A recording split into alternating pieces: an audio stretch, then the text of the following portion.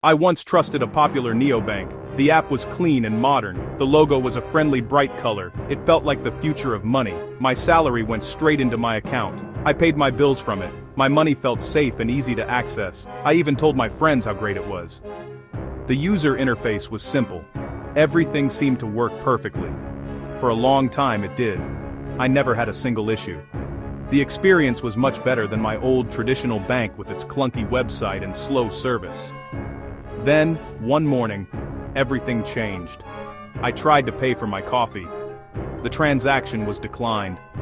I tried again. Declined. I opened the app on my phone. A red banner was at the top of the screen. It said my account was under a security review. My funds were frozen. I could not send money. I could not withdraw money. I could not use my card. My own money was locked away from me, and I had no idea why. It was a deeply unsettling feeling of powerlessness. I spent the next few hours trying to contact customer support. The chatbot was useless. It gave me generic answers. It told me to wait for an email. I waited all day. No email came. I sent messages through the app's help section.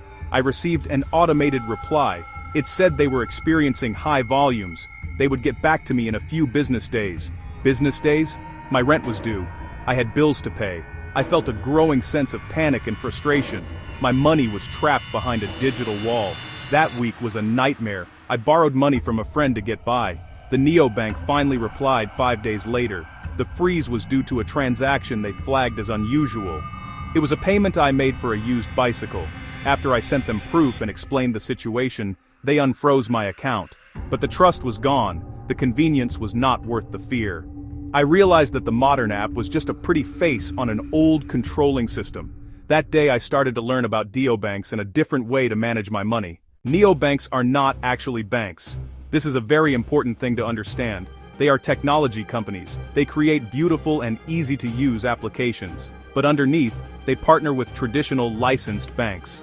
This means they must follow all the same old rules. They operate within a system that is built on permission. You need permission to access and move your own money. The bank, and by extension the neobank, is the gatekeeper. They have the final say on what happens with the funds in your account. This is a fundamental weakness. This permission-based model is why accounts can be frozen so easily. A computer algorithm might flag a transaction as suspicious. It could be a large deposit. It could be a payment to a new person. It could be a transfer to another country. When the algorithm raises a flag, the default action is often to freeze the account first. They ask questions later. This protects the bank from potential fraud or legal issues. But it leaves you, the customer, in a difficult and stressful position. You are suddenly locked out of your financial life without warning. Deobanks offer a powerful alternative to this problem. They are built on decentralized networks, like blockchains. In these systems, there is no central gatekeeper. There is no single company that can decide to freeze your funds. You control your money directly. This is achieved through something called a private key.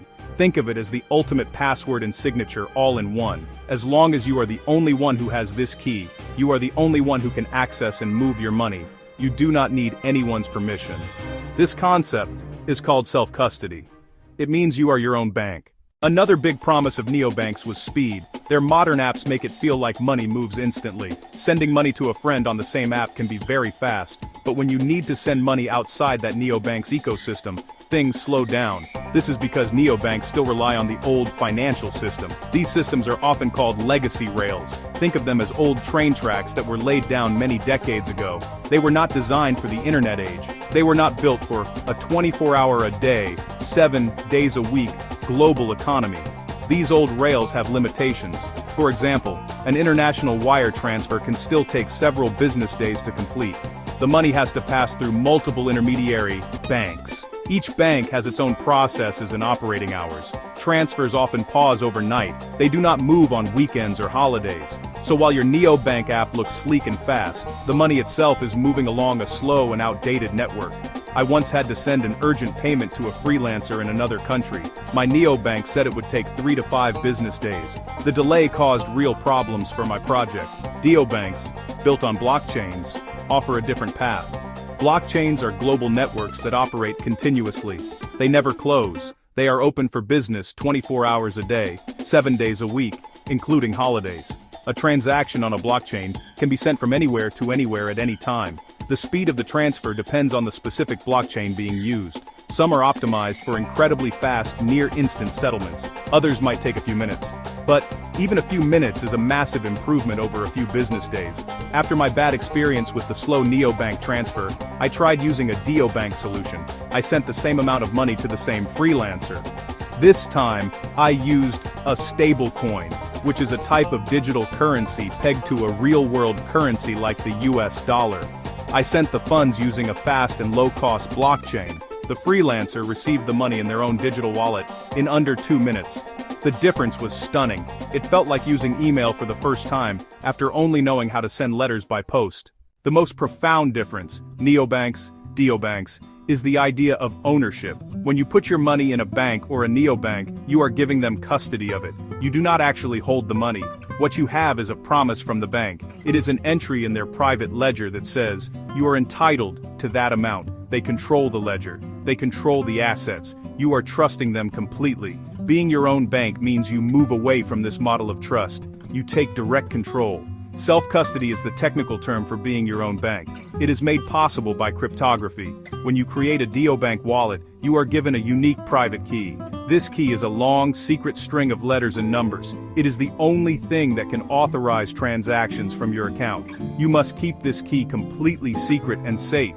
You also get a public address, which is like your account number. You can share your public address with anyone so they can send you money. They can send funds to your address, but only your private key can move funds out. To make this easier, most wallets also give you a seed phrase. This is a list of 12 simple words, 24 simple words. These words are a backup for your private key. If you lose your phone or your computer breaks, you can use this seed phrase to restore your wallet and access your funds on a new device. You should write this phrase down on paper. You should store it in a very safe place where no one else can find it. Never store it online. Never take a picture of it. This seed phrase is the master key to your financial life. I remember the first time I moved a small amount of savings into a self-custody wallet.